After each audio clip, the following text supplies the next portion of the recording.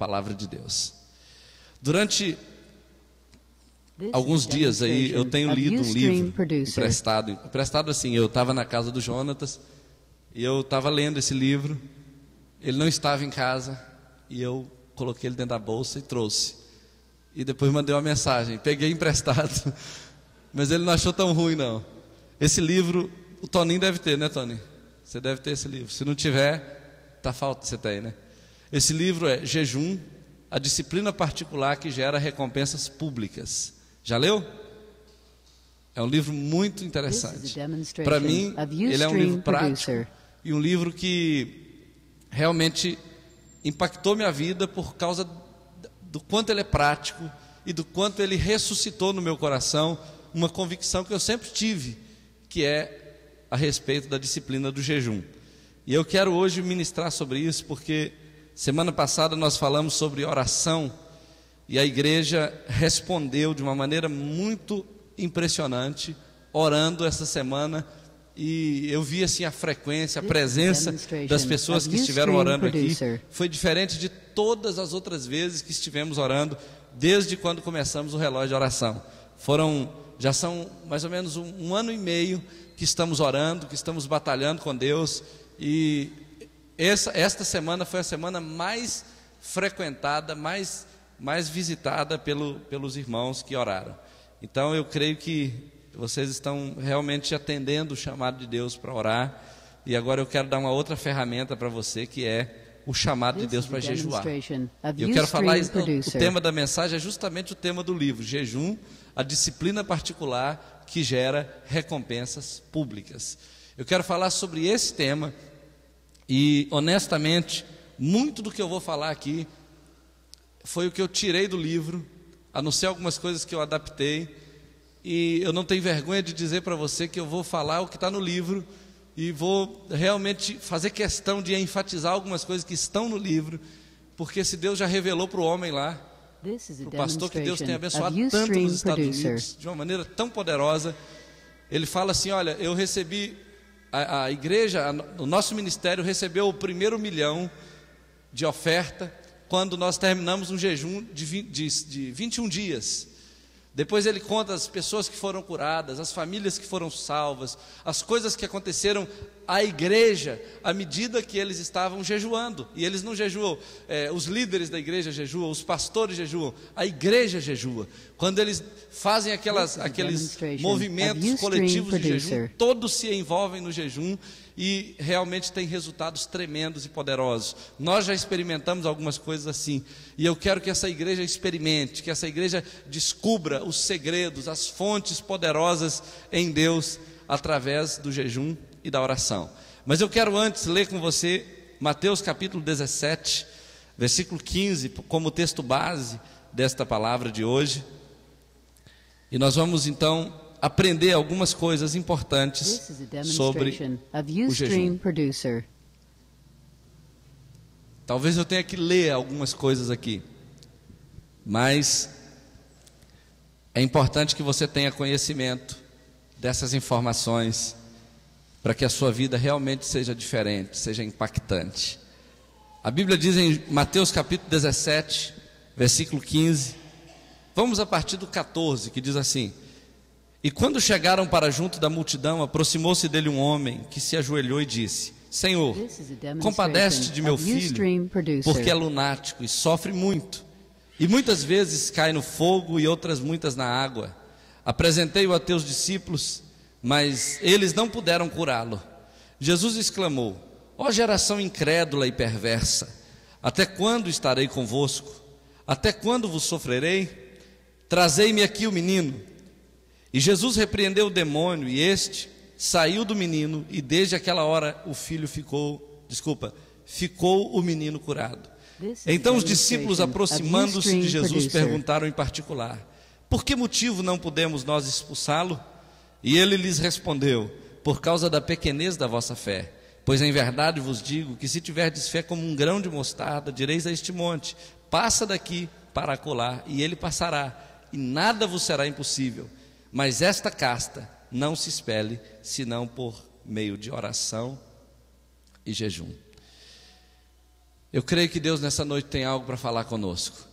Este povo, esses discípulos, este pai, estava diante de uma situação que a oração não resolveu.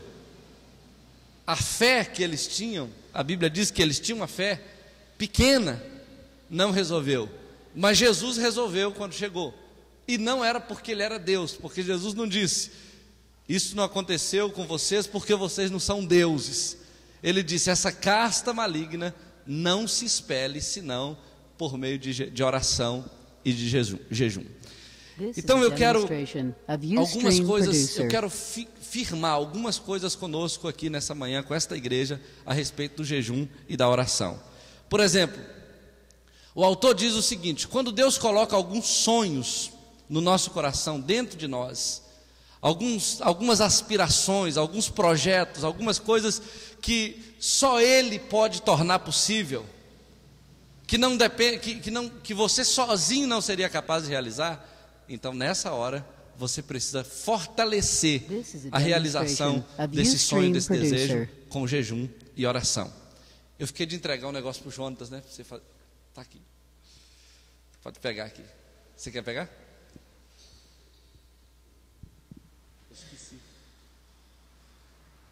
Você precisa fortalecer isso com jejum e oração.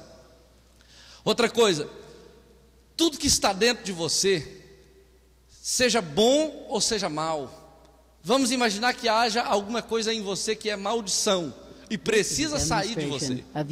Algum demônio, alguma enfermidade, alguma limitação, alguma coisa que impede você de crescer. Ou talvez haja em você uma unção poderosa que Deus quer derramar na vida das pessoas, um dom maravilhoso que Deus quer usar para impactar as pessoas, seja bom ou seja mal, isso só vai sair através do jejum e da oração. Está entendendo? Então, se tiver um demônio para sair de você, através do jejum e da oração, ele sai. Se tiver uma unção para fluir de você, através da oração e do jejum, você vai quebrantar a sua carne e ele vai sair, vai fluir na vida das pessoas. O jejum libera a unção, o favor e a bênção de Deus na vida do cristão. Todos nós, eu não tenho dúvida nenhuma, fica pedindo a Deus: Senhor, eu quero unção, eu quero poder, Senhor, eu quero que a bênção do Senhor esteja sobre mim. E às vezes a gente até passa um tempo orando, mas parece que o céu não se abre para nós. Parece que a unção não vem, não flui. O jejum quebranta a carne e libera o favor de Deus, a unção de Deus flui quando há realmente essa entrega sacrificial através do jejum. Algumas perguntas vêm às nossas mentes quando a gente está realmente lutando com Deus por algumas coisas e parece que não tem resposta. Por exemplo, quais bênçãos não estão sendo liberadas? Você já orou, você já veio à igreja, você já fez as campanhas, elas não estão sendo liberadas. Outra coisa, que respostas não estão vindo?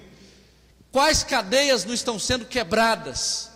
Você já fez de tudo e parece que tem algumas cadeias que se mantêm na sua vida. A Bíblia diz que quando Jesus expulsou aquele demônio do lunático, ele disse o seguinte: que se nós tivéssemos fé do tamanho de um grão de mostarda, nós poderíamos transportar montanhas de um lugar para o outro e nada nos seria impossível. E parece que isso é uma mentira, porque tem hora que a gente percebe que tudo é impossível. É impossível pregar, é impossível andar em santidade, é impossível vencer alguns pecados, é impossível conservar o casamento, é impossível ficar calmo, é impossível equilibrar as economias. Parece que tudo é impossível, mas Jesus disse que nada nos seria impossível. Mas quando esses discípulos não conseguiram responder o anseio daquele pai que estava com o filho oprimido por demônios, a Bíblia diz que Jesus respondeu assim: olha, essa casta maligna não sai se não for associado à fé, o jejum e a oração. Então, quando eu tiver uma fé pequena, combinada com oração e jejum, eu vou ter uma realização poderosa, eu terei uma realização tremenda. E aí a Bíblia diz: nada vos será impossível. nada vos será impossível. Eu quero experimentar isso. Eu quero experimentar isso. Você não quer? Você não quer ver as coisas fluindo na sua vida, as portas se abrindo, os milagres acontecendo, as respostas chegando, os sonhos se realizando, as cadeias sendo quebradas e os impactos no mundo espiritual transformando o seu mundo físico? Claro que nós queremos isso, nós sonhamos com isso. Então hoje nós vamos aprender 4 verdades poderosas sobre o jejum. 4 verdades. E vamos aprender sobre essa disciplina particular que gera recompensas públicas. É uma disciplina íntima que ninguém está vendo, talvez. A Bíblia diz que quando nós jejuarmos, nós devemos lavar o rosto, pentear o cabelo, passar um perfume e comprar um house, né? Para ninguém perceber, um house diet ou light, para ninguém perceber que você está jejuando. Você não precisa sair por aí tocando trombeta e dizendo: olha, eu estou jejuando hoje, eu sou o homem mais santo dessa igreja, eu sou a pessoa mais comprometida. Não, você deve fazer isso de forma discreta, sabendo que o Deus que vê em secreto te recompensará publicamente. Eu quero isso para mim.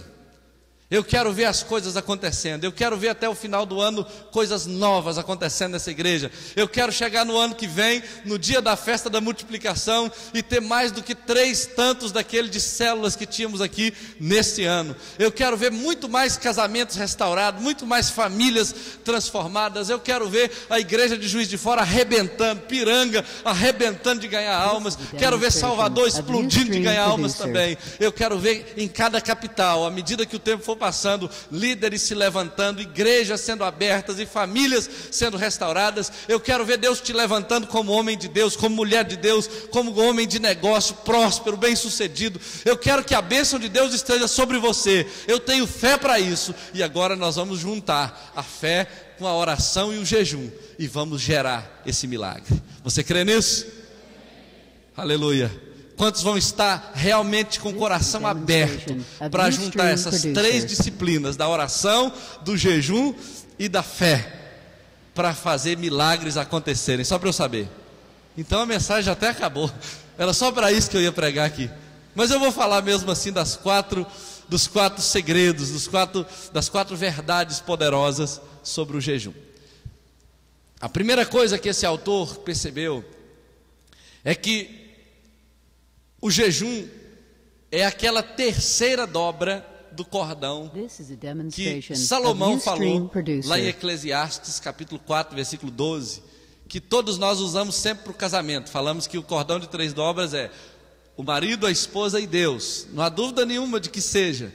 Mas ele fala de 3 dobras desse cordão que são apresentados em Mateus capítulo 6.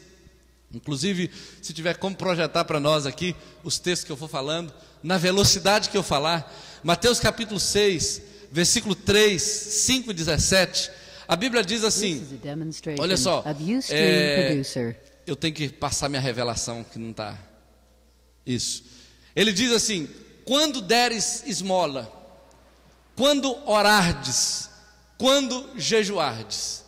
Lá no capítulo 3, no capítulo 5 e no capítulo 17 de Mateus 6, você vai ver exatamente isso: quando deres esmola, quando orardes e quando jejuardes. Jesus estava dando um padrão de vida cristã que se baseava em três princípios, que era: todas as vezes que fôssemos orar, todas as vezes que dessemos esmola e todas as vezes que jejuarmos.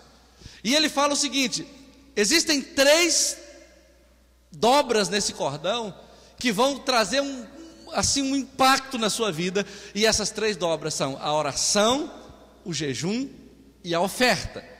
Existe uma forma de você fazer isso. Quando você for orar, ele diz, tem um critério para orar. Quando você for dar esmola, tem um critério para dar esmola ou a oferta. E quando você jejuar, tem uma forma de jejuar.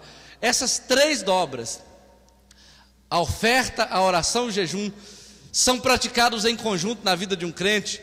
Cria-se esse cordão de 3 dobras, que não pode se rebentar com facilidade.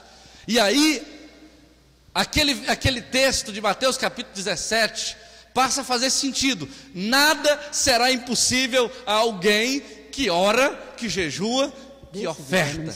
Pessoas que liberam no mundo espiritual tudo aquilo que bloqueia a sua vida, porque a oração, ela te liga a Deus. O jejum, ela quebra as barreiras físicas para você liberar o espírito para a adoração, para o serviço, para o culto. Mas quando você oferta, você quebra o poder de Satanás nessa área nessa área espiritual da miséria, da opressão financeira. Então essas 3 dobras, elas precisam ser juntadas para que nada nos seja impossível. Eu sei que muita gente aqui já oferta, mas às vezes ainda não está tendo vitória. Eu já vi pessoas falando: pastor, eu tenho sido fiel, mas as coisas não estão acontecendo. Mas às vezes a pessoa é fiel no dízimo e na oferta, mas em todas as outras áreas ele é infiel, ele é mentiroso, ele não tem comunhão com Deus, ele não tem intimidade com Deus. E aí o princípio do dízimo e da oferta passa a não ter valor, porque ele não está sendo fiel nas outras coisas. Mas quando você está orando, você está na comunhão com Deus. Quando você está jejuando, você está rompendo com o mundo, com as trevas, com a carne. O diabo passa a não ter influência na sua vida. Deus começa a te dirigir naquelas coisas que vão te libertar, que vão te prosperar. E aí você começa a ter vitória em todas estas áreas. Por isso precisamos juntar isso aí. A Bíblia fala que existe um padrão de multiplicação no reino de Deus, que é a 30, a 60 e a 100 por 1. 30 corresponde a 3.000%, 60 corresponde a 6.000% e 100 corresponde a 10.000%. Mas muitos de nós não experimentam 10.000% naquilo que a gente aplica no reino de Deus, seja em dinheiro, seja em oração, seja em, por exemplo, você abre a sua casa para uma célula e você não multiplicou 10.000% em almas ainda. Mas a Bíblia diz que isso é possível, e eu vi isso acontecer lá em Santarém. Pessoas que não tinham a menor condição de ser pastores, de ser líderes, crescendo de uma maneira tão extraordinária. Eu vi pessoas, por exemplo, o homem que me hospedou na casa dele, ele foi preso várias vezes, ele fugiu de estados, vários estados, por causa de problemas com a justiça. Eu vi no corpo dele várias marcas de bala, trocou tiro com a polícia, cometeu vários tipos de assalto, e hoje é um homem cheio do Espírito Santo, um excelente pai, um excelente marido e um grande empresário, um homem muito bem sucedido, porque houve uma mudança na história desse homem, porque ele realmente juntou esse cordão de 3 dobras. É um homem fiel a Deus em tudo, é um homem de oração, de jejum, que está debaixo dessa bênção de Deus. Então as coisas estão rompendo de uma maneira extraordinária. Eu creio que isso é possível, eu creio que isso é possível, e nós vamos começar a experimentar isso na nossa vida, em nome de Jesus. O jejum leva a pessoa a um relacionamento mais profundo e mais íntimo com Deus. Por isso nós devemos jejuar, se queremos uma reviravolta na nossa vida. Eu quero. Você quer uma reviravolta na sua vida? Eu quero. Aleluia, eu quero. É isso que eu quero. É importante você unir a oração com a palavra e o jejum. Você sempre deve juntar oração, palavra e jejum. Ele disse o seguinte: se não significa nada para você, não significará nada para Deus. Por exemplo, vamos imaginar que você esteja jejuando e não teve tempo de orar e nem de ler a Bíblia. Então, você até esqueceu, chegou a hora de comer, de almoçar, você sentou, daí uns 10 minutos, falou: nossa, Deus, esqueci do jejum. Quer dizer, não significa nada para você, não significará nada para Deus. O jejum tem que ser realmente uma disciplina atenta. Você deve realmente tirar um tempo para orar, um tempo para ler a Bíblia, e deve saber durante o dia que você está em jejum. O autor fala até uma coisa, que o jejum é um tipo de oração constante. Você para de orar, mas o seu corpo continua orando, porque ele está sendo crucificado, ele está sendo torturado para uma aproximação de Deus. E aí, olha só, jejuar não é ficar sem comer nada por algum tempo, isso é dieta. Isso é dieta. E costuma engordar, porque aí, quando você volta a comer, o seu corpo está absorvendo tudo que ele tem, para ver se ele acha que nunca mais vai ter comida, e aí quando você volta a comer, você... Aí você fala: engraçado, eu comecei a jejuar e engordei mais ainda. Isso não acontece, né, Renato? Muito bem. Então, não é fanatismo religioso, e nem é coisa só para monge. O jejum é para a igreja toda, é para qualquer pessoa, mas ele tem que ser feito da maneira correta. O jejum é bíblico, e o jejum na prática é abster-se de alimentação para algum propósito espiritual. Eu não paro de comer só porque eu estou querendo parar de comer, ou só porque eu quero emagrecer. Se emagrecer for um propósito espiritual, por exemplo, você descobriu que tem um espírito de glutonaria te fazendo ficar viciado em comida, então você pode lutar contra ele através do jejum, não tem nenhum problema. Mas entenda o seguinte, não é uma dieta de emagrecimento. O jejum é uma abstinência de alimentos para um propósito espiritual. Outra coisa, quando você ao eliminar a alimentação por um tempo, o espírito fica desobstruído das coisas deste mundo e fica extremamente sensível a Deus. O seu espírito, ele não vai ter impedimento nenhum no que diz respeito à adoração, à comunhão com Deus, porque a carne não está no comando. A carne não está ditando as regras, não está ditando as normas. Você está realmente livre para adorar a Deus, porque a sua carne está na cruz. Ela está gemendo, mas ela está na cruz. Existem 3 formas práticas de jejum que eu quero te falar. 3 formas de jejuar. Para qualquer um é possível. Por exemplo, existe o jejum absoluto, que é um jejum extremo e com abstinência de tudo, inclusive água. Esse jejum, todas as pessoas, todos os médicos, especialistas aconselham que seja um jejum rápido. Porque eu conheço uma pessoa que ficou 40 dias sem tomar água e sem comer nada e ficou cego, com diabetes e com mais um monte de problemas físicos. E era um amigo meu de seminário. Ele não ouvia ninguém, ele não escutava ninguém e ele é cego até hoje. E ele é diabético até hoje, tem vários problemas de saúde, problema cardíaco, porque ele não respeitou os limites do corpo. Existe um tempo que o corpo consegue ficar sem água. O jejum absoluto tem que ser feito com muito cuidado, tem que ser feito com muita atenção, para que você não passe mal, para que você não se torne uma vergonha para o reino de Deus. Mas ele também funciona, e ele tem que ser feito por períodos curtos de tempo. Agora, existe o jejum normal. O jejum normal é abster-se de todo tipo de alimento, exceto água, por um período de tempo. Por exemplo, 24 horas, 3 dias, 7 dias, 21 dias, 40 dias. Teve uma época que nós fizemos um jejum de 40 dias só tomando sopa. Sopa rala, sopa fina. Teve uma outra época que nós fizemos um jejum de 21 dias, de 40 dias, só comendo frutas de todo tipo. E a minha médica diz que eu posso fazer isso todas as vezes que eu quiser, que não faz mal nenhum, não tem problema nenhum. E esse autor diz que lá na igreja, quando eles fazem jejuns coletivos de 40 dias, de 21 dias, de 7 dias, existe um restaurante que fornece para eles um caldo de carne, que não tem carne nenhuma, só coado, só aquele caldo, já que eles não estão comendo coisa sólida, eles podem tomar água, podem tomar algum tipo de líquido, e eles então tomam aquele caldo de carne só para se fortalecer, mas eles não se alimentam de nada sólido. Então esse jejum é um jejum normal, você não vai morrer jejuando assim. Não vai morrer, pode ter certeza disso. Pelo contrário, você vai ver o que é viver começando a jejuar assim. Além disso, existe o jejum parcial, que é a abstinência de certos alimentos por um período longo. Por exemplo, uma pessoa diz, eu vou ficar 90 dias sem comer carne. Agora, se você fala assim, amanhã eu não vou comer carne, não é jejum. Se você fala, eu vou ficar o resto do ano todo sem me alimentar de 11 da noite às 6 da manhã. Isso também não é jejum, né? Porque você está dormindo e o seu corpo está se alimentando. Então é importante você saber que é num período acordado, né? Tem gente que faz jejum de noite. Eu conheci muita gente que começa o jejum dele na hora que ele deita e termina na hora que ele acorda. Aí Deus fala assim, você tá de brincadeira comigo, né? É porque eles creem que aos seus amados ele dá enquanto dorme, né?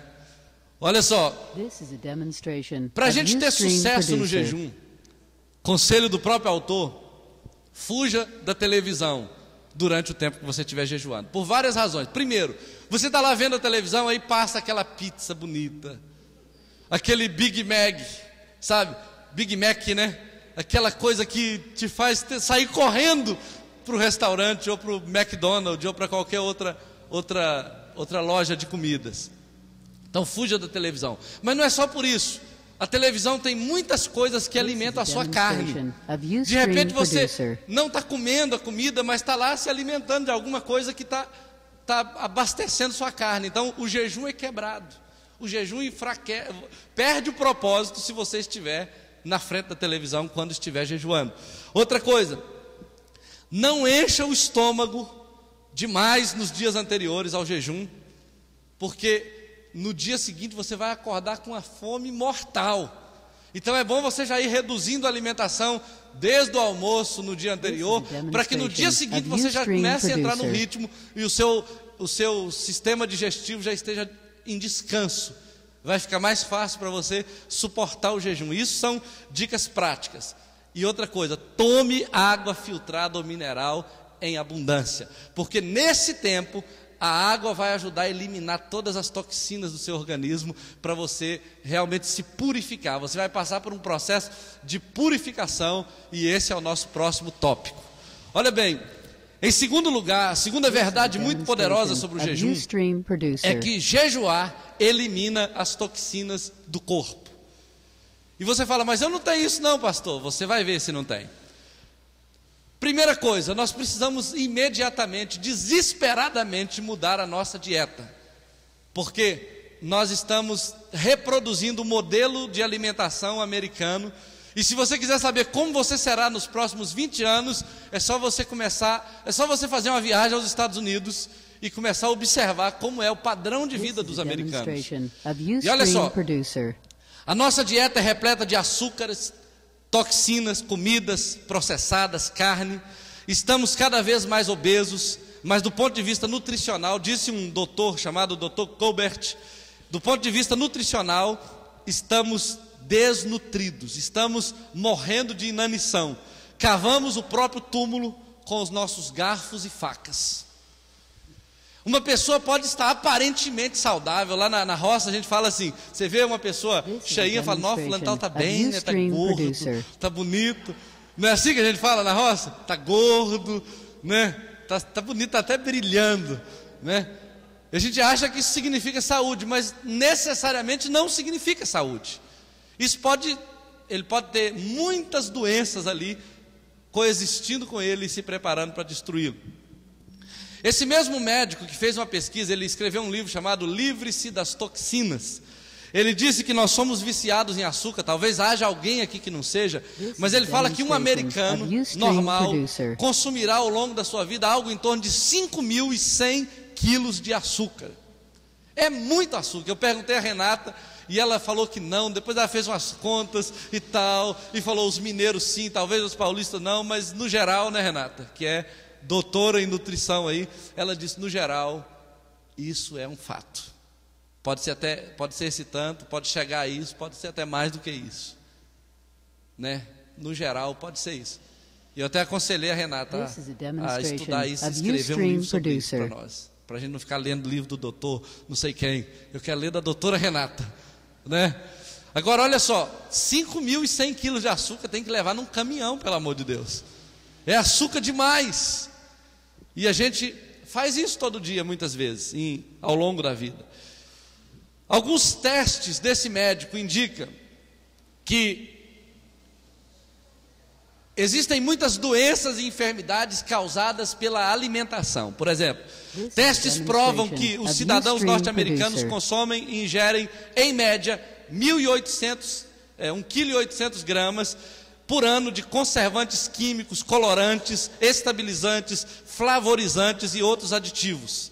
E estas substâncias se acumulam no corpo e causam doenças e enfermidades. Sabe aquele sazon gostosinho assim que deixa a comida colorida? Sabe aquele suco mid, tang, com ou então aquele kisuke, sabe? Aquele amarelão, vermelhão. E todas essas coisas que a gente olha assim no supermercado e fala, eu vou tomar isso. Ou então aquela Fanta uva, Fanta laranja. O Cláudio descobriu aí, ele me contou, não sei se eu vou falar exatamente como ele recebeu a mensagem, que os refrigerantes, eles abaixam o pH do sangue. E os médicos têm descoberto que o câncer ataca as pessoas justamente quando o pH está baixo. E quando você toma um copo de refrigerante, você precisa de 30 copos de água para livrar seu corpo daquela substância química. Então pensa o seguinte: se você tomar um copo de Coca-Cola, se prepare, compre lá 2 barris daquele de água mineral e comece a tomar água para lavar seu corpo, para purificar seu corpo. Isso é uma coisa séria. Não sei se a Renata vai concordar com isso, é mais ou menos isso. Você não tem essa informação, mas eu só sei de uma coisa: o refrigerante é uma artrose em potencial e mais um monte de problemas para a sua saúde, não é verdade? Então, hoje no seu almoço você vai pensar se jejua ou se almoça, né? O jejum tem um efeito regenerador para o corpo, para a mente e para o espírito. Teve um médico chamado Dr. Oda Barsanger. Deve ser um alemão. Não sou alemão, sou mal um brasileiro. Não sei se eu era filho de índio, de espanhol ou de português. Mas esse médico disse o seguinte: os jejuns periódicos são necessários para expulsar os venenos do nosso corpo. Ele supervisionou mais de 70 mil jejuns e afirmou: o jejum é uma estrada real para a cura e regeneração do corpo, da mente e do espírito. Quando você jejua, você não só se aproxima de Deus, você melhora a sua vida física. O jejum é indicado para o tratamento de quase todas as doenças. Talvez você precisa ir lá no Valdemiro Santiago para ser curado, mas se você jejuar, não precisa mais. Olha só, o jejum pode curar e auxiliar no tratamento de reumatismo nas juntas, nos músculos, doenças do coração, dos vasos sanguíneos, exaustão relacionada ao estresse, doença de pele, inclusive espinha, ciclos menstruais irregulares, calores súbitos, doença dos órgãos respiratórios, alergias como rinite alérgica e doença nos olhos. O jejum é poderoso. Você pode ver os orientais aí que tem uma dieta muito cuidadosa. Você vê oriental com 100 anos subindo na prateleira, pegando coisa. Eu vi isso, o cara com 99,999 anos de vida, e ele estava lá em cima pegando e subindo assim, igual a Maria Rita, magrilinha assim, mas subindo e pegando e descendo e trabalhando ainda. Eu falei: meu Deus do céu, será que com 100 anos eu vou estar do lado do pai Abraão ou eu vou estar subindo na prateleira? A Bíblia fala que Moisés, vamos pensar Moisés, aos 120 anos, Moisés jejuava 40 dias, várias vezes. Aos 120 anos, o vigor de Moisés não tinha acabado, a vista de Moisés não tinha escurecido, ele continuava forte. Ele não morreu porque estava velho, ele morreu porque Deus quis. Porque se Deus não quisesse, é perigoso ele estar vivo até hoje. Com um pouco de exagero meu, ênfase do autor, né? Então, queridos, o jejum pode ajudar a vencer todos os vícios. Todos os vícios. Por exemplo, o jejum quebra o vício da alimentação de má qualidade. O jejum pode também quebrar o poder do apetite incontrolável. Alguns estão escravizados pela nicotina, pelo álcool, pelas drogas, mas o jejum pode ajudar a quebrar esse vício. Porque o jejum trabalha uma área chamada domínio próprio, que é um fruto do Espírito. E nós não temos domínio. Eu vejo uma quitandinha e não consigo resistir àquela quitanda, assim como a pessoa vê um cigarro, vê uma cocaína, vê um copo de cachaça e não consegue resistir à tentação de não tomá-lo. Mas se você estiver debaixo de uma disciplina do jejum, você vai conseguir e vai vencer outros pecados, outros vícios. Terceiro lugar, está vendo como é que eu estou sendo rápido? Estou só lendo a mensagem. A mensagem Deus já deu lá nos Estados Unidos, estou só transmitindo. Jejuar significa crucificar o que o autor chama de rei estômago. Rei estômago. Existe um ditado que o caminho do coração do homem é através do estômago. E você sabe que muitas mulheres já descobriram isso, né? Conquistam pela culinária o marido. Agora, será o que aconteceu com a raça humana enquanto estava debaixo do governo desse rei estômago? Vamos começar, por exemplo, lá no Gênesis, lá em Adão e Eva. A Bíblia fala que Deus deu uma ordem para Adão, e nessa ordem todo o universo, toda a terra seria dele, e ele teria a responsabilidade de ser um representante legal de Deus na terra. Mas um dia chega Satanás para ele e começa a falar: você já provou do fruto? Da árvore do bem e do mal, da árvore da vida? Ah não, Deus disse que não posso tocar, porque no dia que eu tocar eu vou morrer. E ele fala: que morrer que nada, você não experimentou o fruto da árvore da vida, você não sabe o tanto que ele é docinho, ele é o fruto mais doce que tem nesse jardim, não tem fruto semelhante a este. Ele vai abrir seus olhos, ele vai te deixar cheio de vida, você vai ficar doidão, você vai ficar muito animado, você vai ver, isso vai ser bom, você vai se sentir um Deus quando você comer desse fruto. Sabe o que a Bíblia fala? A Bíblia diz que Eva comeu porque ela viu que a árvore era boa para se comer, e ela comeu do fruto e deu ao seu marido, e ele também comeu. Começou aí, o homem comeu do fruto e perdeu o jardim, perdeu a intimidade com Deus, perdeu a comunhão com Deus, porque não conseguiu esperar o dia que Deus daria a eles o direito de comer. Eles não conseguiram controlar o estômago. A Bíblia fala que Sodoma e Gomorra, que nós todas as vezes que pregamos sobre Sodoma e Gomorra, falamos que Sodoma é sodomizar. Sodoma significa sodomia, vem da palavra sodomia, porque eles eram praticantes do homossexualismo e desenfreado. Eram pessoas realmente perversas, e a Bíblia diz que eram. Quando os anjos de Deus vieram à casa de Ló, a Bíblia diz que esses homens queriam ter relação sexual com os próprios anjos. Eles não queriam as mulheres, as filhas virgens de Ló, eles queriam os anjos, queriam os homens que estavam na casa de Ló, de tamanha perversidade que eles tinham. Mas a Bíblia fala lá em Ezequiel, capítulo 16, 49, que o pecado de Sodoma e Gomorra não era só homossexualismo. A Bíblia diz que o pecado era glutonaria absoluta. Lá em Ezequiel 16, 49, a Bíblia diz assim: também elas se ensoberbeceram e fizeram antes 16, 49 e 50, diz assim: eis que esta foi a iniquidade de Sodoma, tua irmã, soberba, fartura de pão e próspera ociosidade teve ela e suas filhas, mas nunca fortaleceu a mão do pobre e do necessitado. Também elas se ensoberbeceram e fizeram abominação diante de mim, pelo que, ao ver isso, as tirei do seu lugar. A Bíblia diz que uma das características do pecado de Sodoma e Gomorra era fartura de pão. A Bíblia diz que eles sentavam para comer, para se regalar e depois para pecar. Isso era uma coisa evidente na vida desse povo, por causa da comida. Normalmente a gente tem que tomar muito cuidado nesses momentos de comunhão, porque o momento de comunhão é onde Deus ordena a bênção e a vida para sempre. Mas normalmente quando a gente senta para comer, a gente fica tão à vontade, a gente fala mal dos outros, a gente fala mal dos discípulos, fala mal dos líderes, fala mal dos pastores, fala mal de alguma outra igreja, fala mal de alguma pessoa, peca contra o Senhor, fala o que não deve. Então a gente tem que tomar cuidado nessa hora. Esse momento da comida é um momento assim que deve ser feito realmente com muita reverência, com muita gratidão. Mas esse povo, eles tinham fartura de pão, eles tinham abundância de comida e pecaram gravemente contra o Senhor.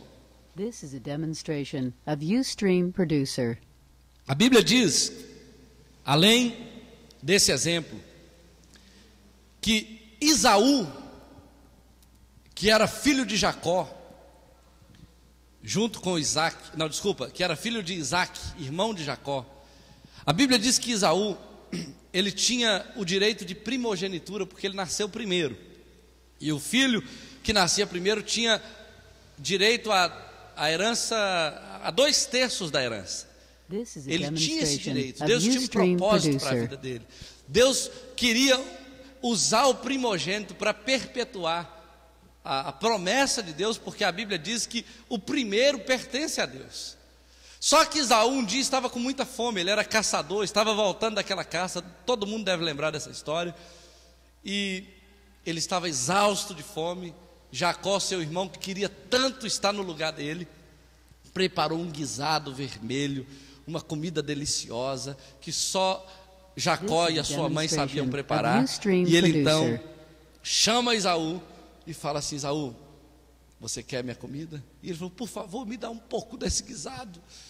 E ele falou assim: eu te dou, é seu, pode pegar, mas em troca eu quero o direito de primogenitura.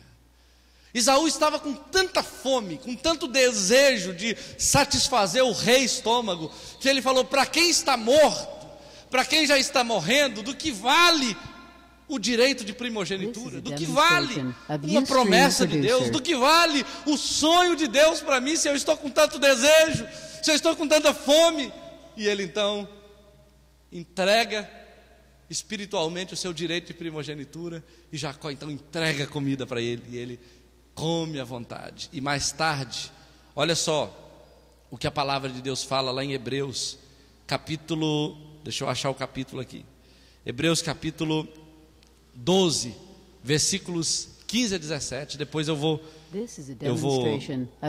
falar sobre isso. 12, 15 a 17 diz assim: tendo cuidado de que ninguém se prive da graça de Deus, e de que nenhuma raiz de amargura brotando vos perturbe, e por ela muito se contamine, e ninguém seja devasso ou profano como Esaú, que por uma simples refeição vendeu o seu direito de primogenitura, porque bem sabeis que, querendo ele ainda depois herdar a bênção, foi rejeitado, porque não achou nele lugar de arrependimento, ainda que buscou diligentemente e com lágrimas. Esaú um dia se arrependeu de ter comido aquela comida de Jacó, e ele queria de volta a bênção dele, mas já era tarde. Quando a gente negocia o propósito de Deus, a bênção de Deus, pela satisfação imediata, pode chegar um dia que a gente não tem como recuperar mais aquilo que Deus fez para nós, aquilo que Deus tem para nós.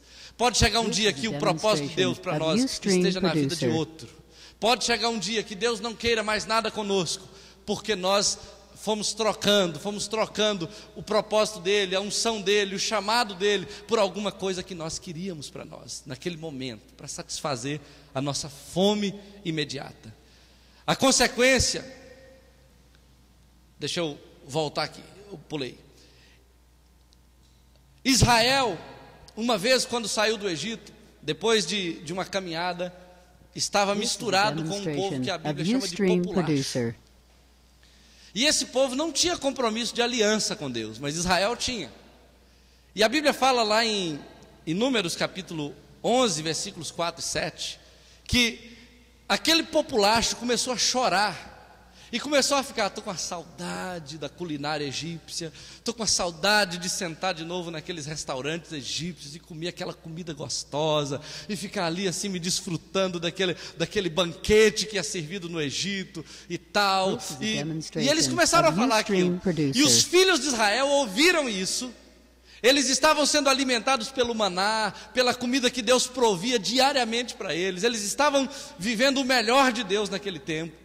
Mas eles começaram a sentir saudade da cebola, do alho. E olha só o que a Bíblia diz, que eles falaram: quem nos dera comer carne? Quem nos dera carne a comer? Lembramos-nos dos peixes que no Egito comíamos de graça, e dos pepinos, dos melões, dos porros de cebola e de alho. Mas agora a nossa alma se seca, coisa nenhuma há senão maná diante dos nossos olhos. Eles começaram a criticar o que Deus servia, e começaram a desejar o que Faraó servia, e eles começaram a chorar. E a Bíblia diz que cada homem se colocou diante da sua tenda e começou a chorar, e começou a gemer e chorar, e dizer: quem nos dera estar diante de um banquete egípcio, comendo cebola, comendo alho, comendo aquela comida que era servida diariamente para nós. E esse maná, nós não suportamos mais esse maná, queremos estar no Egito, queremos comer aquela comida. E eles foram chorando, e a Bíblia fala que Deus respondeu: olha, nós temos aprendido que não é nada bom a gente deixar o cozinheiro zangado. Não é nada bom. Você começa a reclamar da comida, você começa a reclamar com o cozinheiro, começa a reclamar com o garçom, e ele vai lá e prepara uma comida para você. A Bíblia diz que Deus respondeu o seguinte: olha, vocês vão comer carne. E não vai ser um dia, não vai ser 2, não vai ser uma semana, nem 2, mas vai ser o mês inteiro de carne. E vocês vão comer carne até enjoar. E essa carne vai sair pelo nariz de vocês, para vocês saberem que eu posso dar carne para vocês. E a Bíblia diz que Deus mandou as codornizes, mandou um vento soprando do mar, e as codornizes vieram e caíram, e eles começaram a pegar e comer, e comer, e comer, e comeram durante o mês inteiro carne, e eles faziam churrasco, faziam ensopado, faziam de todos os tipos, assado, e estão comendo aquela carne, e começou, a Bíblia diz que a carne ainda estava nos dentes deles, quando Deus derramou a sua ira sobre aquele povo, e morreu milhares de pessoas naquele dia. E aí a Bíblia fala que Deus mandou enterrar, e mandou dar um nome para aquele lugar, e o nome daquele lugar significa, deixa eu pegar o nome no hebraico aqui para te mostrar. O nome daquele lugar tem um significado muito curioso, que eu quero te mostrar. Olha só, Kiboret Atavá, que significa sepultura dos desejos. Exatamente no dia que aquele povo teve o seu desejo satisfeito, perderam a sua vida. Então isso quer dizer que a gente não pode comer, pastor? Claro que pode. Mas a gente tem um compromisso com Deus de desenvolver a nossa intimidade com Ele através do jejum e da oração. Agora pensa no seguinte: se eu não estou conseguindo vencer um pecado sexual, se eu não estou conseguindo vencer um pecado de um vício, se eu não estou conseguindo andar em santidade porque eu sou viciado em comida, eu preciso destronar o rei estômago da minha vida. Você concorda comigo?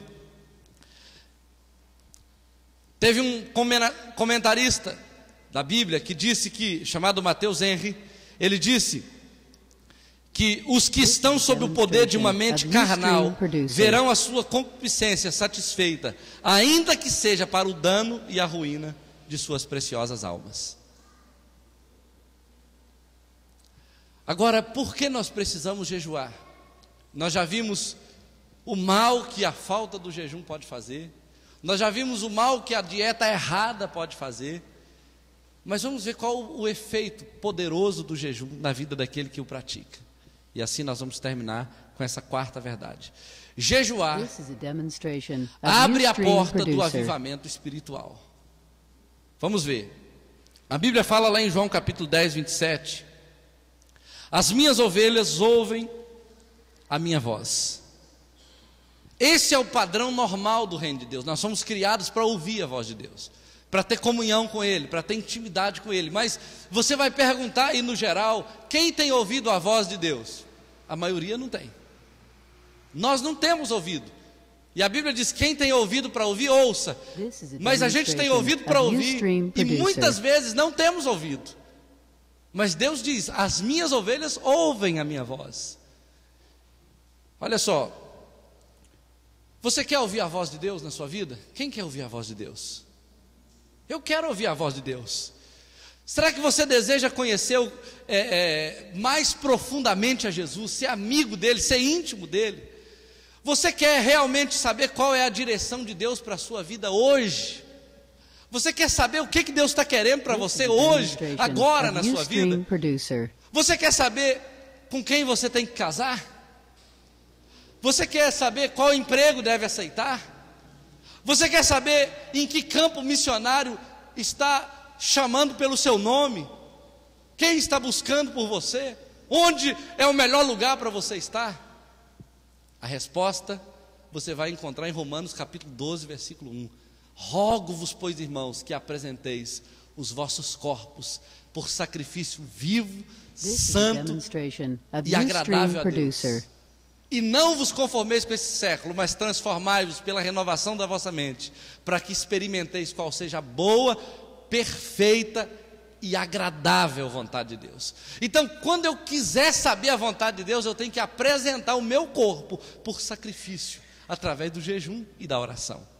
A chave para eu saber isso é assim. Eu lembro que quando eu queria uma esposa, eu não era bonito. como eu sou hoje. This is a demonstration of Ustream Producer. Mas tinha muitas pretendentes. Não sei por quê. Mas eu não gostei de nenhuma delas. E eu falei, Deus, eu não quero uma esposa assim, nesses padrões não. Eu vou falar qual a esposa que eu quero. E eu falei assim, primeiro, eu quero uma esposa que não goste de televisão. Porque eu gostava. E eu falei, se eu arrumar uma mulher que gosta de televisão, não vou fazer mais nada na vida. Você concorda comigo? This is a demonstration of Ustream Eu falei, eu não Producer. quero, eu quero uma mulher inteligente. Porque eu já sou burro. Se eu casar com uma que não seja inteligente, então vai ser uma burrice só lá em casa. Eu quero uma mulher inteligente, estudada, uma mulher que gosta de ler. Depois, eu quero uma mulher que vai ser pastora. Naquele tempo não tinha muitas pastoras, mas eu quero uma mulher que vai ser pastora. E fui fazendo uma lista de exigências para Deus, no monte, orando, chorando, jejuando. E nesse tempo eu não ficava paquerando uma aqui, paquerando outra ali. Eu já tinha sido liberto disso. Eu já era crente nessa época. Tinha tomado vergonha na cara. E aí eu fui orando. E um dia eu então entendi que Deus tinha arrumado essa esposa para mim. Eu só não sabia onde ela estava. E Deus sempre cria uma situação. Teve uma pessoa que disse que cada crise é uma oportunidade disfarçada. E um dia eu estava chegando de uma viagem e um pastor me chamou e falou, aqui, você é marceneiro, né? Eu falei, eu sou. Eu estou meio aposentado, mas eu sou. Não, estou precisando de você tirar uma porta na casa de uma pessoa, porque tem que passar um piano. E essa porta está impedindo. E eu então fui lá na casa tirar a porta. Quando eu cheguei lá estava a Luciene. 15 dias depois nós começamos a namorar e 3 meses depois nós estávamos casados. E tem 15 anos que estamos casados. Já entramos no 16º ano, casados e felizes. Porque foi gerado na presença de Deus. E Deus não podia ter arrumado ninguém melhor do que ela. Ela para me suportar tem que ser daquele padrão ali. E é inteligente, detesta televisão, e é pastora, e etc. Né? Você sabe todas as qualidades e defeitos. O jejum rompe com vícios sexuais demoníacos. Jejum rompe com vícios sexuais demoníacos. Eu tenho me convencido de que uma das coisas que mais atrapalha as pessoas de fazer a vontade de Deus é o pecado sexual. Um dos. Eu vou te mostrar umas coisas. Olha bem. A Bíblia diz que lá em Mateus capítulo 17, 21, Jesus falando a respeito daquele demônio teimoso, ele diz que essa casta só sai com jejum e oração. Mas a Bíblia fala lá em 2 Crônicas, capítulo 20, versículo 3 e 4, que Josafá, o rei de Judá, foi visitado por uns inimigos, os inimigos moabitas, amonitas e meunitas. Amon, Moabe e Meunita são descendentes de Edom e estão ligados com aqueles pecados de incesto de Ló com as suas filhas. São pecados da área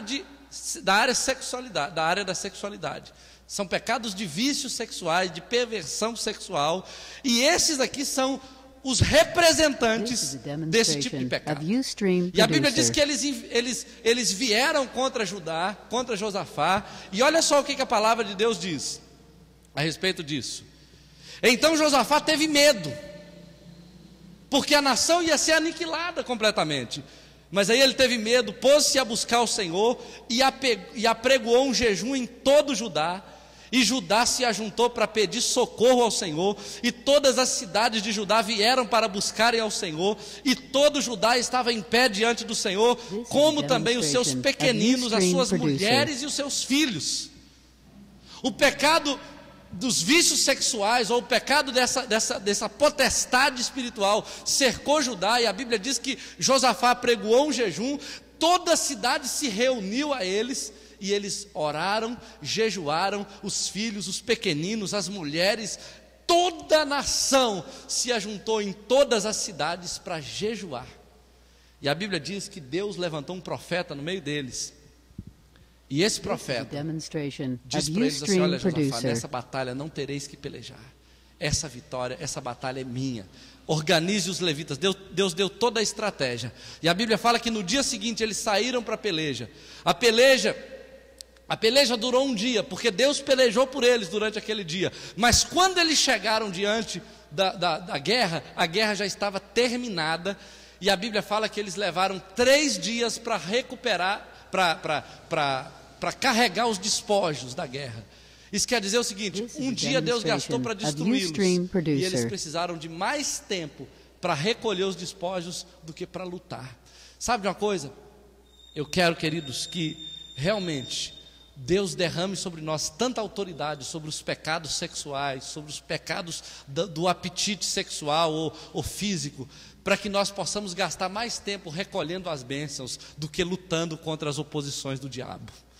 Você vai gastar mais tempo desfrutando da prosperidade, da alegria de uma família feliz, da unção de Deus sobre a sua casa, da multiplicação da sua célula, do que gastar tempo com luta, com prova, com dificuldade. Tem crente que só gosta de prova. Estou na prova, Deus está mandando uma prova aí, está vindo um vento aí para nós. Que vento que nada, querido. Eu quero é recolher despojos, porque Deus vai pelejar por mim quando eu estiver consagrado no jejum e na oração contra aquilo que quer se levantar contra a minha vida.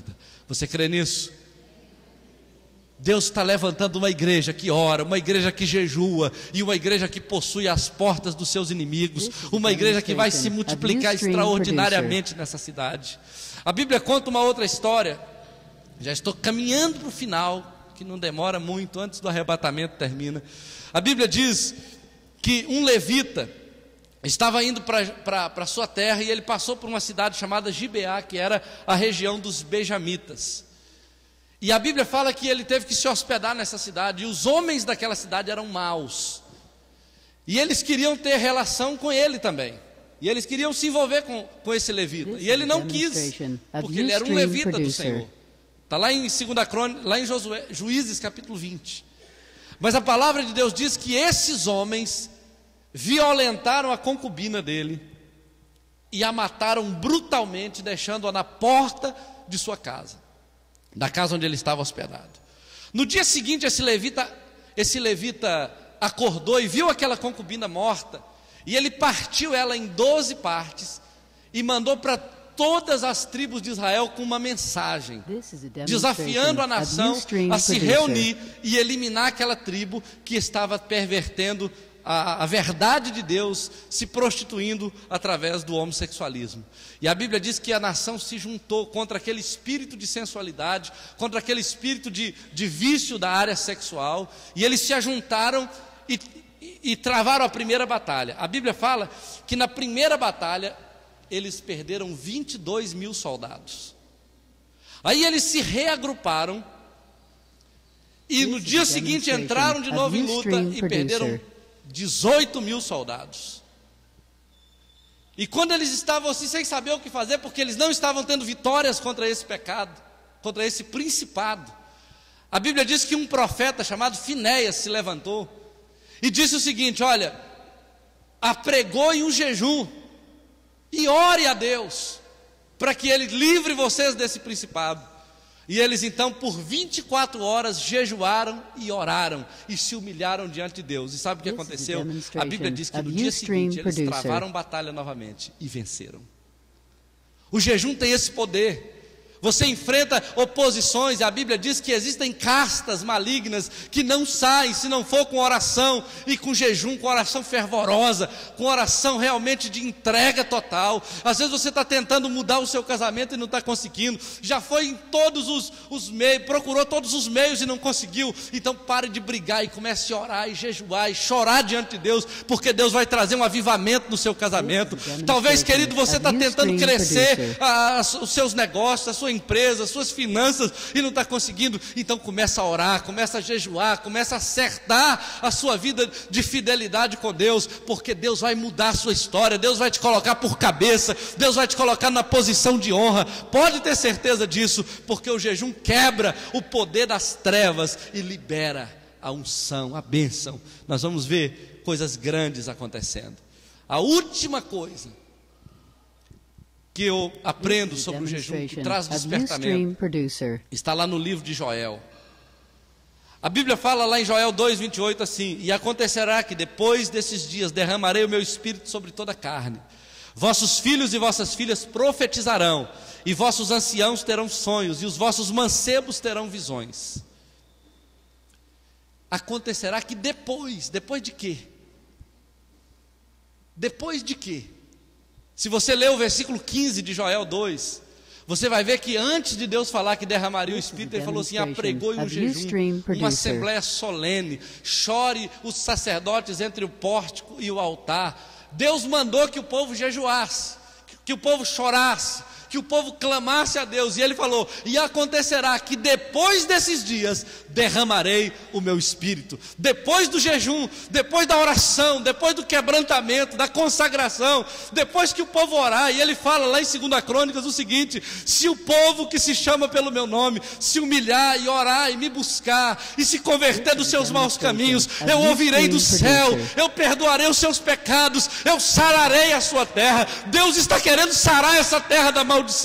Deus está querendo trazer avivamento nas famílias. Deus está querendo sacudir essa terra, dar uma reviravolta nesse povo. E Ele diz: e isso acontecerá depois do jejum, depois da oração, depois da humilhação, depois do quebrantamento, virá o avivamento sobre esta igreja, sobre essa cidade, sobre esse povo. Eu creio nisso, queridos. Eu creio nisso. E eu creio que isso é melhor do que bife. Eu creio que isso é melhor do que sorvete, isso é melhor do que chocolate, isso é melhor do que pizza, isso é melhor do que qualquer coisa que os restaurantes possam oferecer. Deus está preparando para nós um banquete espiritual poderoso, e Ele virá através da oração e do jejum. Você crê nisso? Aplauda o Senhor nessa manhã. Fique de pé. Aleluia. Glória a Deus. Fique de pé. This is a demonstration of Ustream Producer.